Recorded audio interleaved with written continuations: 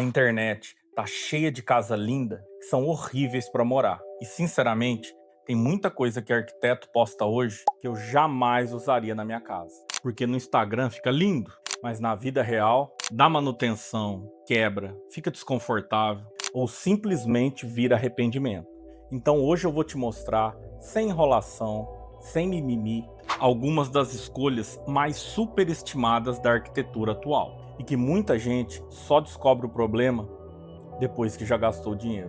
Se você discordar, pode comentar, eu vou responder um a um. Vamos começar pelo famoso ralo linear oculto com piso. Queridinho do Instagram, visualmente é lindo, na prática, um pesadelo. Para esse sistema funcionar bem, o caimento do piso precisa ser muito bem executado, e na maioria das obras não é. A água começa a empoçar, o escoamento fica lento, acumula sujeira, cabelo, sabão e a limpeza vira um inferno. E sabe o que acontece? Você escondeu o ralo, mas ganhou manutenção. Troca boa, né? Agora vamos pro chuveiro de teto. Esse aqui dá polêmica toda vez que eu falo. A maioria das pessoas gosta da ideia, mas não da experiência. No hotel é ótimo. Você toma um banho relaxante, não é você que faz a manutenção. Na vida real, a coisa muda de figura. Além disso, o chuveiro de teto, ele exige um pé direito adequado, pressão de água bem resolvida e normalmente só funciona bem com pressurizador aquecido. Coloca no papel o custo de um bom chuveiro convencional e o custo total só para colocar o bendito no teto. É uma diferença brutal. Em muita casa, o banho fica desconfortável, falta pressão de água e qualquer manutenção dá-lhe abrir o forro de gesso. Essa é a pior parte, a manutenção. Abre forro, fecha forro, chama o gesseiro, chama o pintor. E para achar a peça de reposição então? Além de custar os olhos da cara, 30 dias esperando para chegar. Mas relaxa, na foto fica sofisticado. Agora vamos para um que todo mundo vai comentar. A laje impermeabilizada. Essa aqui é a campeã das polêmicas e das indicações no YouTube. E de problema no futuro. Muitas vezes, o arquiteto ele quer uma platibanda baixinha, então não dá para usar telhado. Tem que impermeabilizar a laje. A maioria das casas usa laje impermeabilizada por estética ou por indicação na internet. No começo fica linda, sofisticada, minimalista, moderna, até aparecer a primeira infiltração. O problema da laje impermeabilizada não é o processo em si, é que ela depende muito da execução perfeita, o caimento perfeito, impermeabilização perfeita, manutenção perfeita. Tudo tem que ser perfeito, porque você tem uma piscina na cobertura da sua casa. E sinceramente, obra real não tem nada de perfeito. Qualquer microfissura, qualquer movimentação, qualquer falta de impermeabilização, começa o problema. Aí o cliente descobre que resolver problema de infiltração em laje não é igual trocar torneira. Depende da empresa, o tempo tem que estar seco, dias e dias de sol e boa vontade da empresa. E depois vão te cobrar o olho da cara, porque vão colocar a culpa no pedreiro ou no encanador. Vocês podem discordar, não tem problema, mas eu já usei e não recomendo. Agora vamos para utilização de marcenaria no banheiro. A internet ela romantizou a utilização de MDF em área úmida.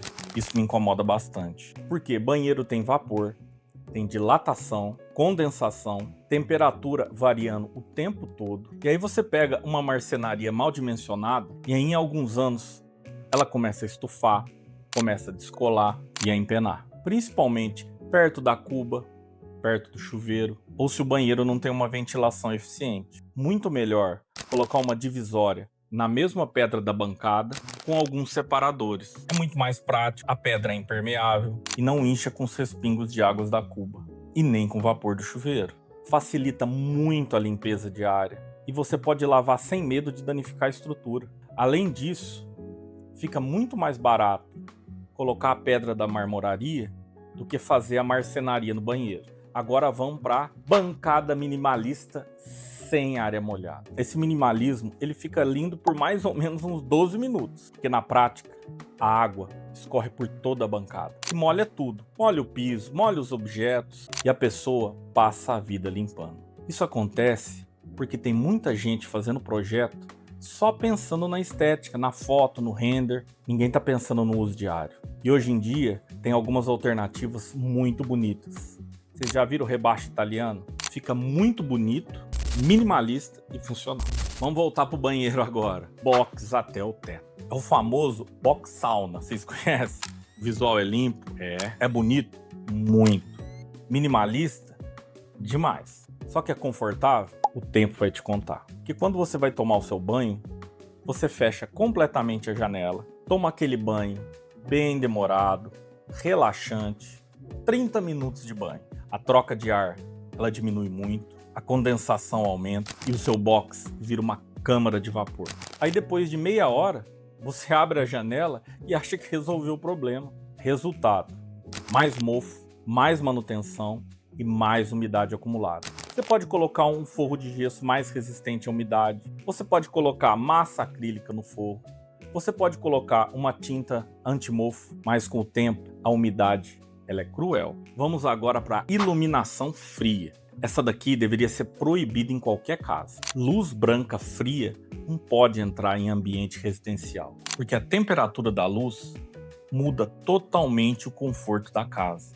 Luz acima de 5.000 Kelvin deixa o ambiente muito cansativo, menos aconchegante e mais hospital. E às vezes a pessoa investe milhares e milhares de reais em acabamento e a iluminação ela desvaloriza todas as cores e texturas. Ela destrói a sensação da casa. E isso tudo por causa de uma escolha errada. É um detalhe tão pequeno que transforma uma casa aconchegante em um consultório médico. Agora vamos para a próxima? O famoso piso polido.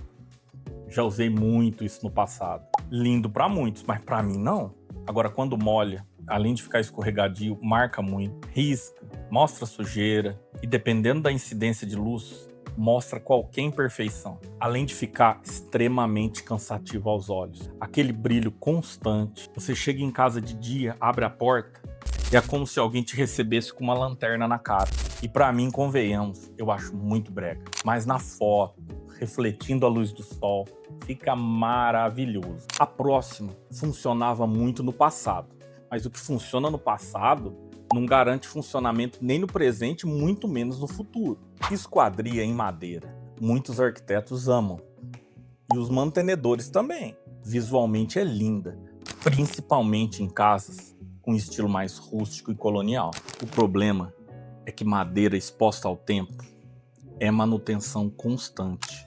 Sol, chuva, dilatação, umidade, movimentação. Dependendo do tipo de madeira, ela empena, racha e perde a vedação. E aí começa a dar infiltração. E tem um detalhe importante: esquadria boa de madeira não é barata, é muito caro. E manutenção boa, além de caro, é raro. Mas realmente fica linda na foto da fachada. Vamos agora para a última. Vamos para o Frankenstein de obra, a bancada em porcelanato. Bonita? Muito.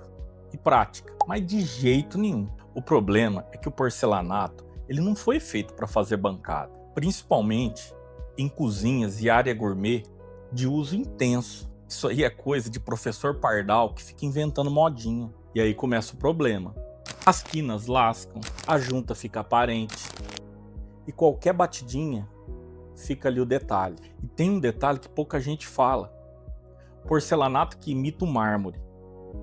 Porcelanato ele não envelhece com o tempo igual a pedra natural. Com o passar do tempo, ele vai ficando com aparência cada vez mais artificial. Mas lá no Pinterest, lá fica minimalista, fica lindo. Então, pessoal, acho que o grande problema hoje da arquitetura é que tem muita gente projetando, pensando só na foto, só na internet. E não olha a casa como feita para a gente viver bem, prática, funcional. Porque a casa boa não é aquela que fica só bonita na foto, é aquela que funciona depois de muitos anos, sem manutenção constante e sem nenhum tipo de desconforto escondido. Talvez isso seja o que diferencia uma casa bonita de uma casa inteligente. Mas isso não significa que essas soluções nunca podem ser usadas. O problema é usar sem pensar e sem conhecer as consequências. E é exatamente por isso que eu sempre bato na mesma tecla. Projeto bonito